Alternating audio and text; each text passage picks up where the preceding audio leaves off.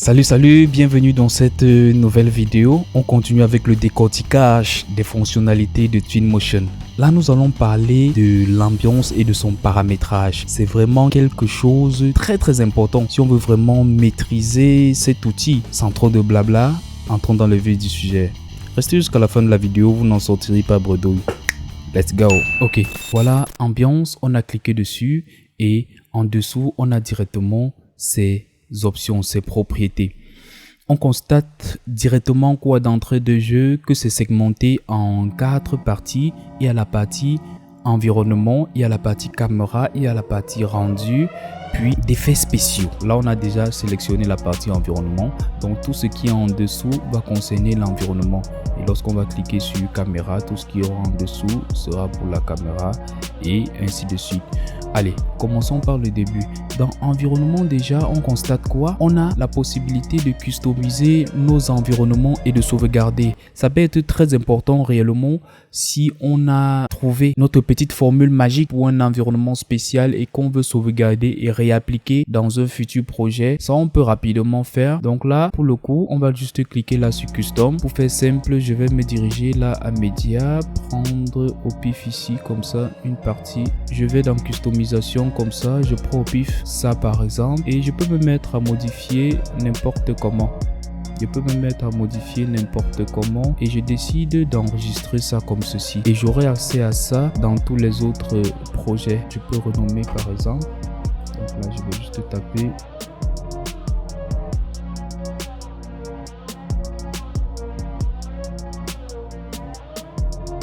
Et là maintenant, je peux rebasculer sur peu importe le mode que j'ai voulu, y compris le mode que j'ai customisé et que j'ai sauvegardé. Bon, on va mettre le mode défaut et continuer avec. Et par la suite, il y a deux modes de paramétrage de l'environnement. La partie ciel dynamique et il y a la partie HDRI. C'est High Dynamic Range Image. Donc, commençons d'abord par la partie où il y a le ciel dynamique. Donc, tout sera vraiment basé, centré sur le soleil, son intensité et son paramétrage. C'est vraiment le soleil qui sera le point. Bon, c'est vraiment l'astre. Bon, le soleil pour la journée et la lune pour la nuit. Décide, on peut jouer avec le timing comme ça et on peut jouer aussi avec la position de ce soleil.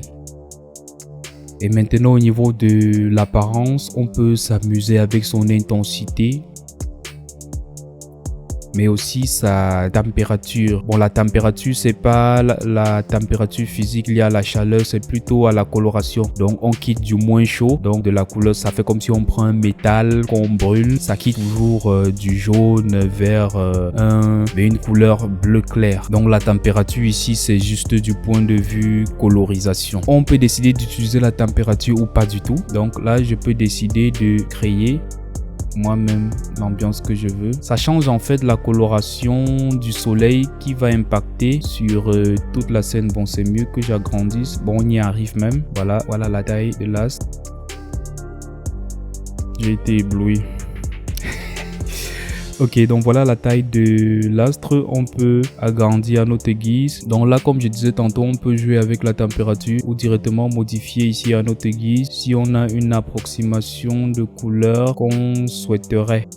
Donc naturellement, il y a aussi la réflexion que cela va avoir sur les éléments de l'environnement. Et on peut aussi sélectionner le mois. Donc là, nous sommes déjà à l'endroit de la localisation où on va spécifier réellement où c'est et à quelle période. Donc là, par exemple, on est à juillet et on peut changer à notre guise. Voilà. Et même par rapport à la position, on peut spécifier où c'est. Donc là, actuellement, c'est positionné en France, mais on peut décider de prendre ça au pif et de mettre peu importe où on veut. Et là, ça va prendre la position du soleil à l'emplacement géographique où j'ai positionné.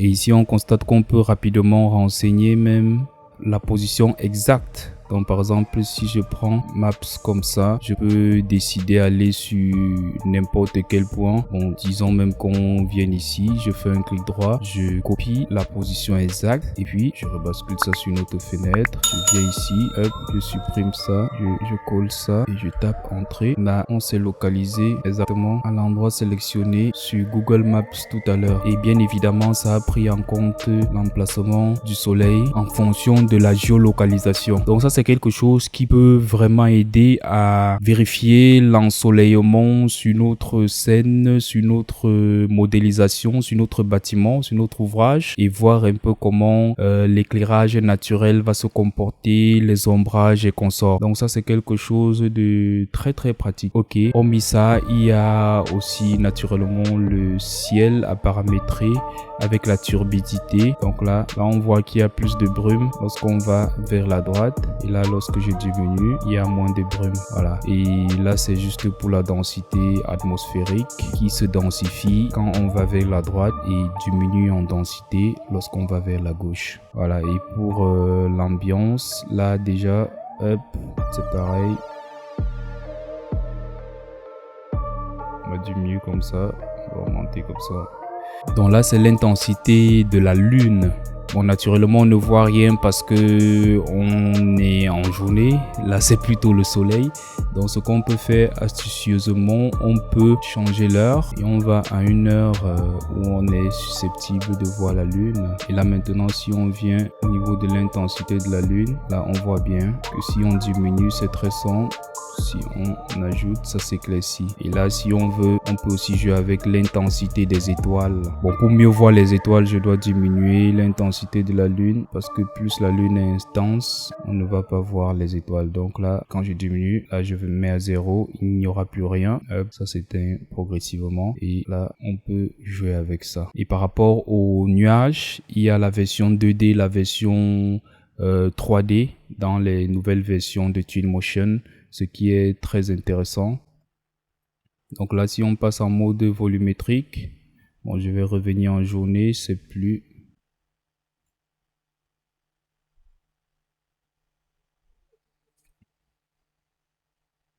Ok, là on est mieux, c'est mieux en journée. Donc il y a la version 2D, on peut rajouter les nuages comme ceci.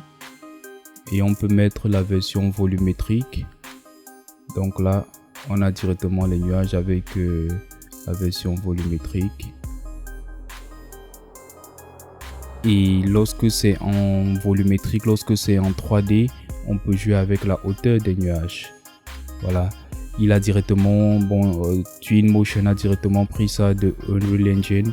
Et c'est vraiment très très bien. Ça rend la scène vraiment plus réaliste. Parce qu'avant en 2D, on ne pouvait pas jouer avec la hauteur et consorts. Donc hormis ça, il y a la possibilité de jouer aussi avec les saisons à ce niveau. Donc là, on va basculer par exemple, aller en saison des pluies. Ainsi de suite, on peut aller en hiver. Et là, ça sera tous les paramètres liés à la saison mais appliqués à la végétation. Donc là, le comportement en hiver et consorts, ainsi de suite. Donc là, c'est les détails liés à la précipitation. Donc là, par exemple, j'ai activé les précipitations et j'ai la possibilité de jouer avec la luminosité. Et là, c'est les paramétrages liés aux effets de la pluie au niveau des surfaces. Donc là, par exemple, il y a l'humidité. Et là, par exemple, c'est la taille des flaques. Si on zoome là. Ouais, ça s'élargit au fur et à mesure. Et on peut aussi jouer avec le décalage X, Y. Voilà, c'est très très simple. Et ça, c'est maintenant lié juste à la végétation. Donc, je vais faire un zoom en arrière. Hop. Ok, c'est lié à la croissance de la végétation. Et tout en dessous, là on entre déjà dans le paramètre du vent. On peut l'activer ou désactiver. Donc là je gère par exemple la rapidité du vent. Hop, là on va commencer à voir des éléments qui bougent sur la scène. Je rajoute un peu, soyons gentils. Hop, là on voit les plantes qui commencent à bouger, même les arbres qui commencent à bouger. Et ici on peut jouer avec la direction. Ici c'est pour le brouillard. Donc là, on peut l'activer ou le désactiver. Là, c'est activé, mais à intensité d'1%. On peut l'activer. On peut gérer sa hauteur. Donc là, hop, je peux gérer sa hauteur et gérer même sa coloration.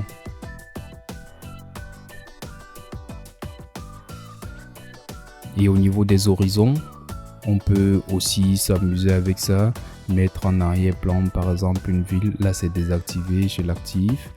Donc voilà les différents éléments, les différents arrière-plans qu'on peut mettre. La ville, etc. Les gratte-ciel. Et là, sur une orbite, on pourra voir. Je pense que je suis un peu allé fort avec le brouillard.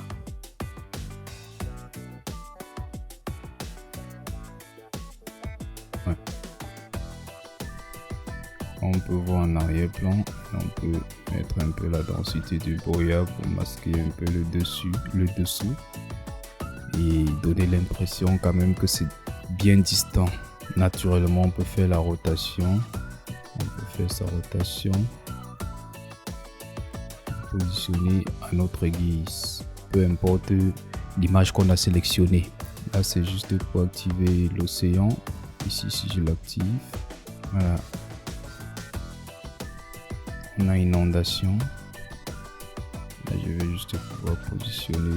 Ok, on va pas trop jouer avec l'océan comme ça. Bon, là on peut sélectionner même le type. C'est une rivière claire, c'est l'océan Atlantique et consort. Donc il y a du choix, Donc si on remonte et on sélectionne le High Dynamic Range, on va voir que le mode de fonctionnement n'est pas trop différent de ce qu'on vient de voir. Sauf que là, on a à la fois le Sky Dome et l'arrière-plan, ce backdrop. Donc là, ici, le Sky Dome, c'est ça. Donc ça va nous permettre de changer l'arrière-plan. Donc si je clique par exemple sur les 3 points, je dis Go to Library. Là, on va directement voir dans la bibliothèque les différents types similaires qu'il y a. Et juste en faisant un drag and drop, bon, là c'est le même, on peut télécharger peu importe lequel comme ça. Il faut se connecter au préalable. Hop. Ok, donc là maintenant on peut télécharger ce qu'on veut. Moi, je peux mettre pause là, prioriser l'autre téléchargement. Et là ça fonctionne en glisser-déposer. Et on a bien évidemment tous ces paramètres. Donc il peut gérer aussi l'intensité de toute la scène parce qu'il a aussi son système d'éclairage incorporé. On peut jouer avec la rotation. Voilà, là ça positionne convenablement. On se positionne et on fait un choix convenable en fonction de l'angle de vue qui nous convient le mieux. Et dans les détails, on peut jouer avec les effets de la lumière aussi, de ce HDRI. Et ici, on peut jouer avec l'intensité de la lumière directionnelle si on veut, ou on peut décider de dire que non, ça coïncide avec le HDRI. Mais en principe, si on met un HDRI, c'est pour qu'il puisse gérer tous les autres paramètres précédents du soleil. Et le deuxième mode d'environnement HDRI, c'est ce backdrop, c'est un arrière-plan qui va nous permettre de gérer juste l'arrière-plan mais pas l'éclairage de la scène comme on a pu le voir tout à l'heure avec un Sky Dome. Donc le principe est le même, je peux aller dans la bibliothèque pour chercher d'autres éléments similaires ou à défaut télécharger sur un site. Il y a beaucoup de sites pour les HDRI, je mettrai les liens en description. Donc là le principe est le même, glisser déposer. Donc là ça impacte juste sur l'arrière-plan. On peut gérer l'intensité. Voilà, tout le reste fonctionne exactement comme tout à l'heure. Merci d'avoir regardé la vidéo jusqu'ici. Ça veut dire que cette thématique vous intéresse. Donc abonnez-vous à la chaîne si ce n'est pas encore fait en activant la cloche de notification pour être notifié à chaque fois que je poste du contenu sur la chaîne. On se dit à la suite dans la prochaine vidéo. D'ici là, portez-vous bien. Ciao, ciao.